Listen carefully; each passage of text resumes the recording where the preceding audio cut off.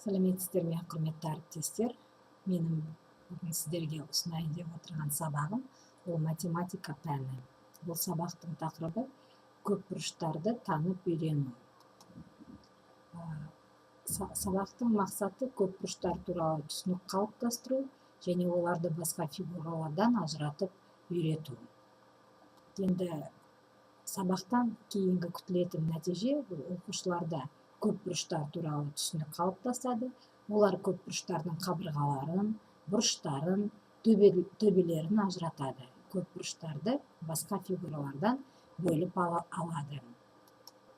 Енді әр сыныпта білесіздер, баланың деңгейі бірдей болмағандықтан, сондықтан бұл тақырып бойынша барлық оқушылар жасай алатын іс-әрекет бұл фигураларды ажыратады. Ал оқушылардың көбі жасай алатын әрекет бұл көпбұрыштарды ортақ белгілері бойынша топтастырады.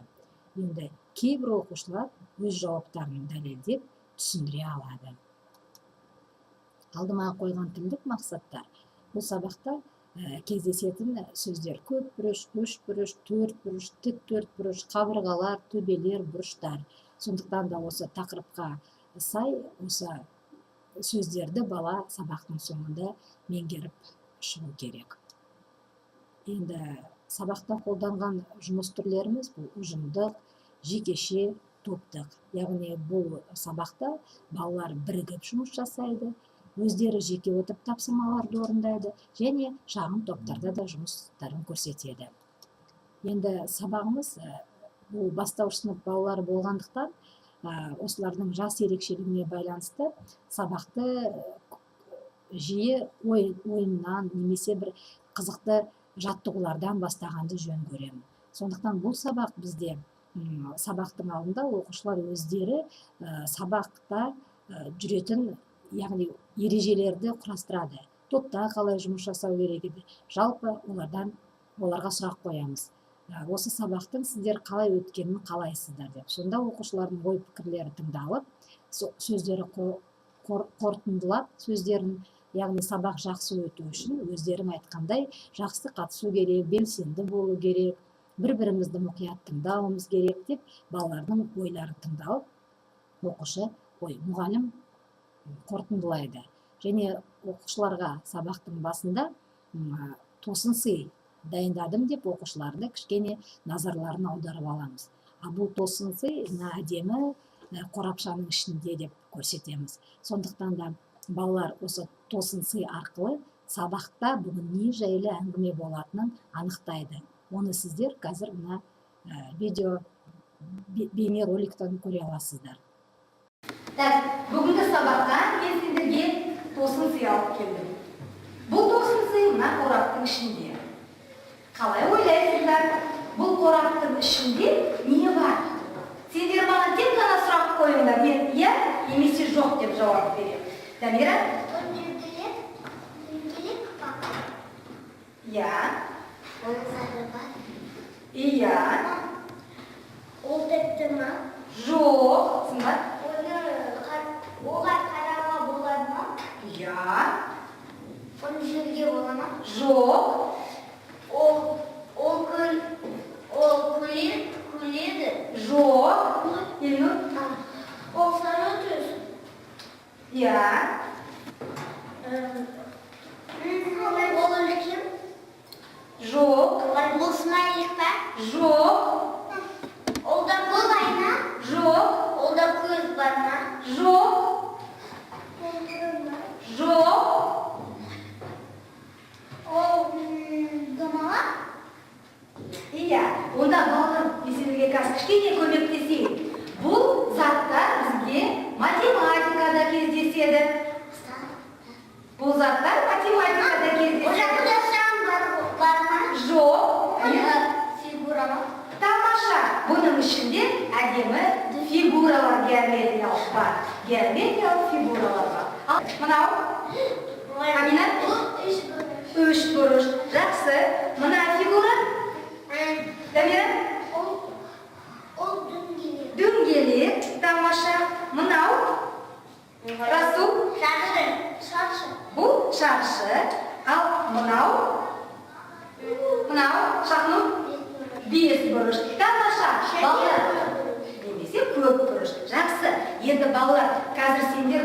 фигуралардың бәрі дұрыстап атап шығыптыңдар. Енді қазір біз өзіміз осы фигураларды жасап көрейік. Осыны, басқа фигуралар, ол үшін біз топпен жұмыс жасайық.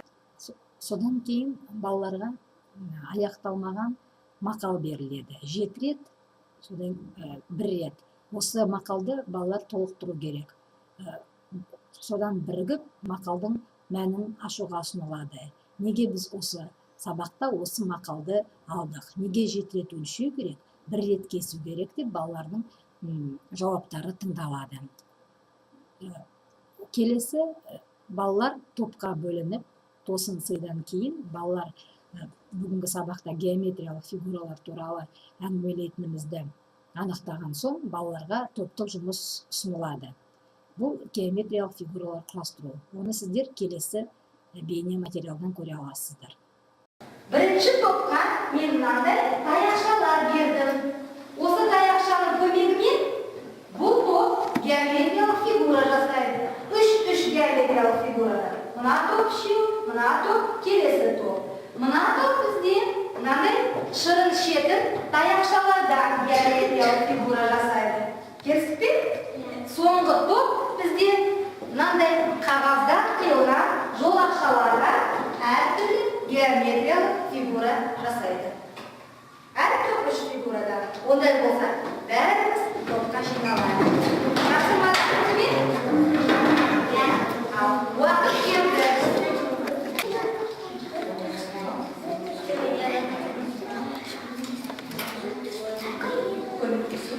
Қауіпсіздік ережені сақтау.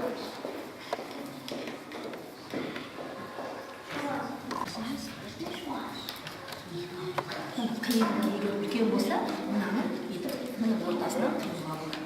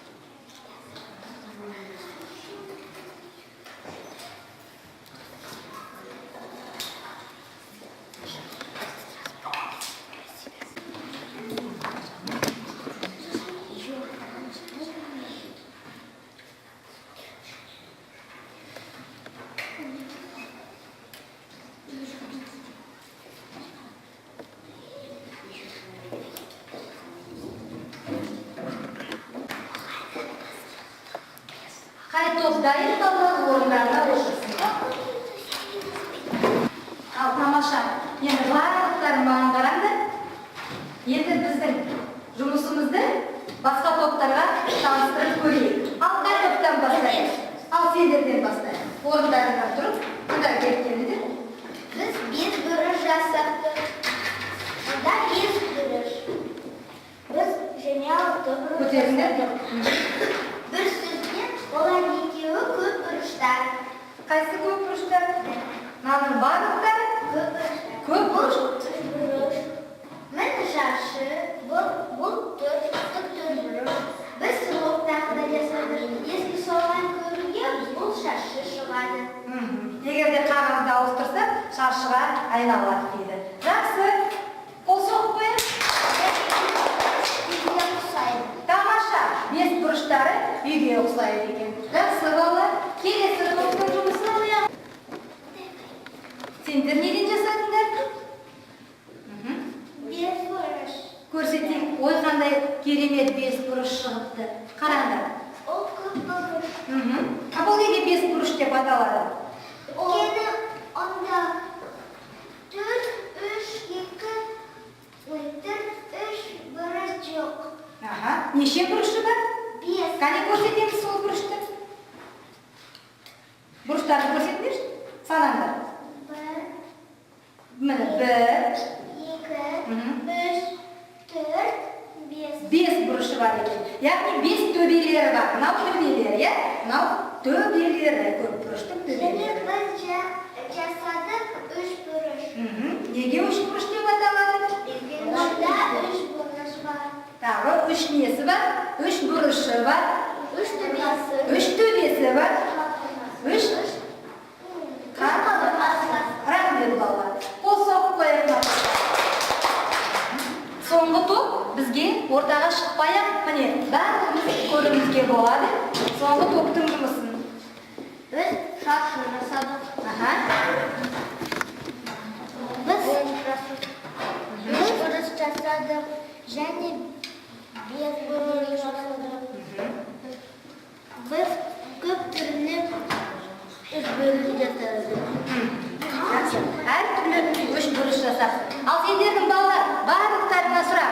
Сендердің фигураларында бұрыштар кездесе ме? Қандай бұрыштар кездесті? Алика? Жоқ, бұрыштардың атын есіне салайсыз. Шағым? Сүйір бұрыш кездесті. Доғал бұрыш кездесті. Және тік бұрыш кездесті. Жақсы, рахмет балалар.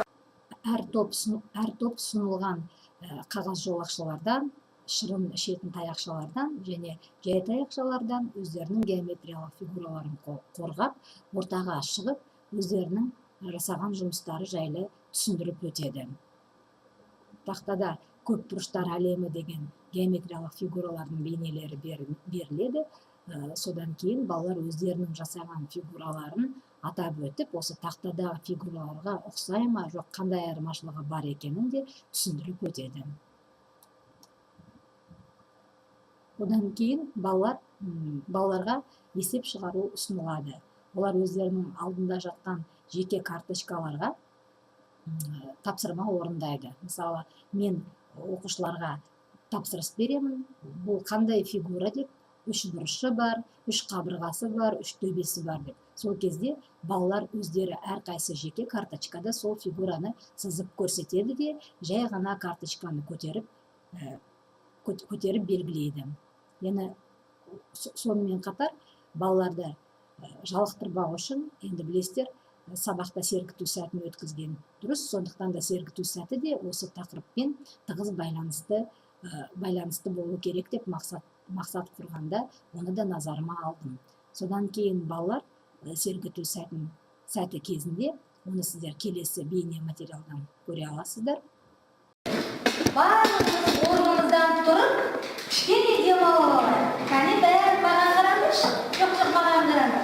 Қазір мен сендерге, егер менің жауабым дұрыс болса, сендер қол соғасыңдар. Кәне қол соғып көрейік.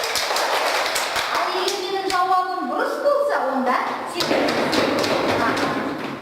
Ал бастайық. 3 қабырғасы, 3 бұрышы бар фигура 4 бұрыш деп аталады. 4 қабырғасы бар, 4 бұрышы бар фигура 3 бұрыш деп аталады. 4 қабырғасы бар. Дөңгелек бұл көп бұрыш.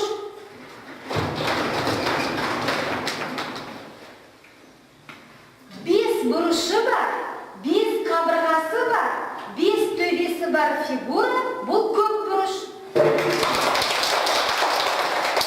Рахмет, отырамыз.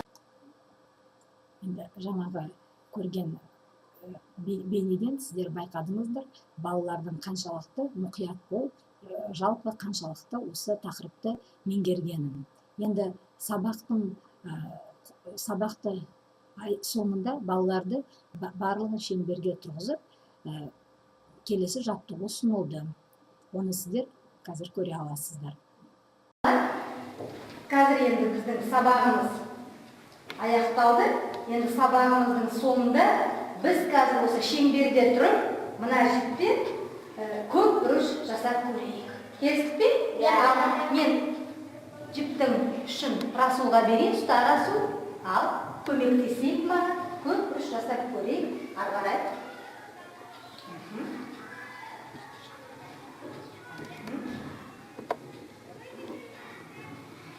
Жібіміз кішкене жетіңкіремей қалды, онда кішкене былай жақындайық шектерге. Жібіміз жетің ұшын тағып. Ал сен сондай ғой. Аха, болды. Міне балалар, қараңдаршы. Бізден қазір қандай бұрыш шықты? Көп бұрыш. Алика, көп бұрыштың бұрыштарын санап көрші. 1, 2, 3, 4, 5, 6, 7, 8, 9, 10, 11. 11 бұрыш шығыпты. Енді бізде 11 бұрышты біз басқаша қалай айтуымызға болады? Көп бұрыш. Неге оны біз көп бұрыш дедік? Дамира. Өткені 11-ға өте көп бұрыш. Иә, өйткені мына біздің жасаған фигурада өте көп бұрыш болды. 11 бұрыш болды. Не? Және 11 ол үлкен сан. Үлкен сан. Екі таңбалы сан. Тамаша. Сондықтан біз бұны жай ғана көп бұрыш деп атаймыз. Рахмет балалар. Отырайық. Оқушылар берілген жіптен өздері шеңберде тұрып, бірігіп көп бұрыш құрастырды. Яғни ортаға бір оқушы шығып, өзінің осы көп бұрыштың бұрыштарын, төбелерін, қабырғаларын санап өтті. Енді сабақтың соңында балаларға жай ғана үй тапсырмасы берілген жоқ. Балалардың қызығушылығын арттыру мақсатында оларға әртүрлі геометриялық фигуралардан аппликация құрастырып келуге ұсынылды. Сонымен қатар оларға сондай жұмыстардың үлгілері көрсетілді. Жалпы сабаққа дайындалған кезде қолданылған әдебиеттерге тоқталынсам, ол кіріктірілген оқу бағдарламасы және математика оқу жоспары 2-ші сыныпқа арналған. Семинардың материалдарын төмендегі сайттан ала аласыздар. Назар қойып тыңдағандарыңызға рахмет.